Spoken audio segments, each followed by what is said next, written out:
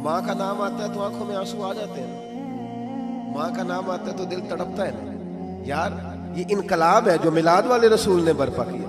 वरना हजरत तारिक इब्न अब्दुल्ला कहते हैं मैं हुजूर के ऐलान नबूवत से पहले भी मक्के आया था। आप फरमाते मैंने एक बूढ़ी औरत को, एक नौजवान को गले में रस्सी डाल के घसीट के ले जाते देखा, तो मैंने उससे कहा कि ये क्या कर रहे हो, कौन है ये बीबी, क्या मसला है? तो वो कहने लगा जी मेरी अम्मा है, बूढ़ी हो गई है, किसी काम की नहीं रही, तो बेचने जा रहा हूँ। चलो किसी के बर्तन जब मांजेगी तो मेरे तो पास कुछ नफा आएगा ना बेचने। ये दास्तानें नहीं। अभी भी जिन लोगों की तबीयत सख्त होती है वो कत्ल नहीं कर देते माँ बाप को। वाकया सुनिए ना आपने कि अब्बा मेरे नाम जमीन नहीं कर रहा तो मार दिया। जब कलेजे सख्त होते हैं तो काम हो जाता है। एक तरफ वो मंजर था और एक तरफ ये मंजर है कि हजरत हलीमा सादिया रदी अल्लाह ताला अन्हा, उनका नाम नहीं है हजरत हलीमा का मुस्लिम शरीफ में, वो इमाम जुरकानी ने लिखा है, वरना मुस्लिम में ये रवायत अपने असल अंदाज में मौजूद है।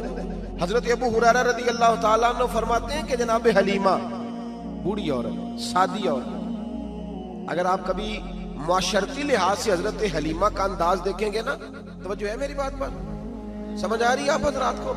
जो हमारा मुआशरती माहौल है ना, मुआशरती माहौल, तो हजरत हलीमा सादिया रदी अल्लाह ताला अन्हा की हैसियत आज के मुआशरे में अगर देखी जाए तो एक आया, बच्चों को पालने वाली आया नहीं होती, वो आया थी। स्कूल में एक आया होती है, जब बच्चा छोटे हमारे प्राइवेट स्कूल में बच्चे जाते हैं तो औरत संभालती है, दूध डाल देती है, कई दफा फीडर भी पिला देती है। बच्चा अगर पखाना पेशाब करता है तो खिदमत करती। ये औरतें उस जमाने में छोटे बच्चे ले जाती, पाला करती। तू बताना दाई की, आया की, मैं मिसाल दे रहा हूं। और नर्स की क्या हैसियत है माशरे में। और हजरत हलीमा सादिया जब नबी पाक को वापस लेके आई थी तो चलो कुछ नहीं, लेकिन कुछ ना कुछ मुआवजा भी उन्हें हजरत अब्दुल मुत्तलिब ने अता किया था। जनाब आमना ने उन्हें कुछ, एक माना ये भी हो सकता था कि पैसे दे के ये काम कराया, माना हो सकता था। आज जो घर में अम्मा बर्तन धोती है उसकी क्या हैसियत होती है? वो तो बेचारी जिन बर्तनों को धो के हमें देती है, बाद में उन्हीं बर्तनों में हम उन्हें खाना खाने की इजाजत नहीं देते। लेकिन मेरे रसूल पाक ने रिश्तों को इज्जत दे दी, इस तरह की इज्जत दी, इस तरह की इज्जत दी कि जनाब हलीमा मस्जिद नबी का दरवाजा गुजरी ही थी। हजरत अबू हुरैरा फरमाते हैं नबी पाक मिंबर पर उठ के खड़े हो गए, रसूल पाक खड़े हुए, नबी पाक। मैं कभी कभी ये रवायत देखता हूं तो मेरा दिल करता है मैं अपने आप से पूछूं, मेरा दिल करता है मैं अपने यारों दोस्तों खुतबा से, वाइजीन से, पीरों से, मशाइख से पूछूं कि तू भी बता, जब तू शागिर्दों को पढ़ा रहा होता है और तेरे अब्बा जी आते हैं तो तू कभी उठ के खड़ा हुआ है? अपने जैसे लोगों से, अच्छे उलमा की बात नहीं करता, कभी सवाल करो। ये बड़ा मुश्किल काम होता है, बड़ा मुश्किल। ख्याल में दीन तकरीर कर रहा, वालिद आ जाए, बंदा उठ के खड़ा हो। लेकिन रसूल पाक ने इज्जतें दी, वकार दिया।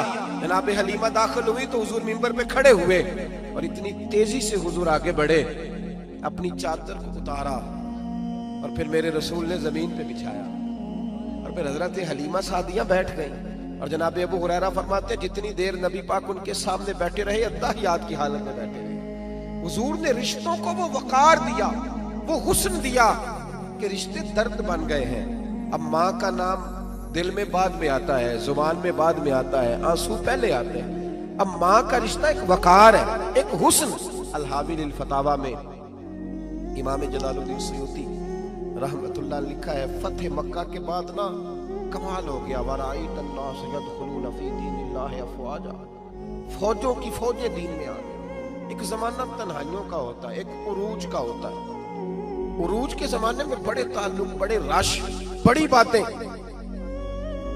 अब हाल ये था फतेह मक्का के बाद के पहले तो एक आध आदमी कलमा पढ़ता था, फौजों की फौजें आती। एक दिन ना नबी पाक नमाज पढ़ाने आए मस्जिद में। मेरे नबी पाक सल्लल्लाहु अलैहि वसल्लम ने मस्जिद में आए तो मस्जिद खचा खच भरी हुई, गलियां भी भरी, 10,000 के करीब लोग मदीने में जमा हैं हुजूर के पीछे नमाज पढ़ने के लिए। पढ़िए सल्लल्लाहु अलैहि वसल्लम। नबी पाक सल्लल्लाहु अलैहि वसल्लम तशरीफ लाए ना, जैसे ही मस्जिद में दाखिल हुए तो 10,000 का मजमा उठ के खड़ा हो गया। हमारे ये लोग खड़े होते हैं तो हमारी आंखें पुरनम नहीं होती, बल्कि हम अपना हक समझते हैं। हम कहते हैं इनका बनता है खड़े होना। हालांकि भाई दुनिया सबके लिए खड़ी नहीं होती। जब कोई खड़ा हो ना तो नजर झुक जानी चाहिए और तेरे दिल में ख्याल आना चाहिए कि या अल्लाह मुझ पे रहम ही रखना, ऐ अल्लाह मेरी पर्दा पोशी करना, یا اللہ یہ تیری دی ہوئی عزت ہے، مہربانی کر خفیہ تدبیر سے محفوظ پر، کہ ہمیں احساس نہیں ہوتا الا ماشاءاللہ۔ اللہ کے محبوب داخل ہوئے تو 10,000 کا مجمع کھڑا ہو گیا۔ 10,000 آدمی کھڑا ہو تو ایک کیف بنتا ہے، تو میرے جیسا آدمی تو ویسکوٹ سیدھی کرنے لگ جاتا ہے نا کہ بڑی شان ہے جناب، کالر ٹھیک کر لو، دستار سیدھی کر لو، کیا بات۔ اتنے لوگ بھی کبھی کسی کے گاڑی کے پیچھے بھاگے، لیکن نبی پاک کا انداز کیا تھا؟ رسول پاک کی آنکھوں میں آنسو آ گئے۔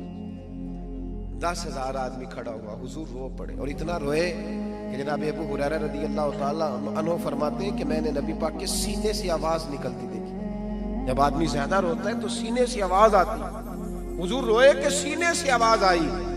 آپ فرماتے ہیں پھر حضور نے آنسو پوچھے، پھر نماز مکمل ہوئی۔ جب لوگ چلے گئے تو حضرت ابوبکر صدیق اٹھ کے قریب گئے، کہا یا رسول اللہ صلی اللہ علیہ وسلم آج کوئی وجہ نہیں تھی رونے کی، آپ آئے ہیں اور رونا شروع کر دیا۔ میرے محبوب فرمانے لگے آج جب میں نے اپنی وہ شانیں دیکھی، وہ مقام دیکھا، تو مجھے اپنی اماں کی یاد آ گئی، ماں کی یاد، رشتوں کو وہ عزت دی، وہ وقار دیا، وہ حسن دیا۔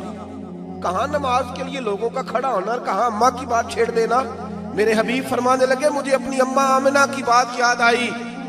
میری ماں نے تو وہ دور دیکھا تھا جب وجود پہ کپڑے بھی پورے نہیں تھے، دل کرتا تھا آج اماں موجود ہوتی، میں نماز پڑھانے آتا، اللہ اکبر کہہ کے نیت باندھتا، سبحانک اللہ کے بعد سورہ فاتحہ پڑھتا، اور سورہ فاتحہ مکمل پڑھ لیتا کہ میری اماں آمنہ کو کوئی کام یاد آتا، وہ پردہ سرکا کے کہتی بیٹا محمد میری بات تو سننا، تو محبوب فرماتے اللہ کی عزت کی قسم میں نماز چھوڑ دیتا، پہلے ماں کی بات سن کے آتا، میں چھوڑ دیتا نماز۔ وقار دے دیا، وقار، وہ حسن بخشا، وہ توانائی بخشی۔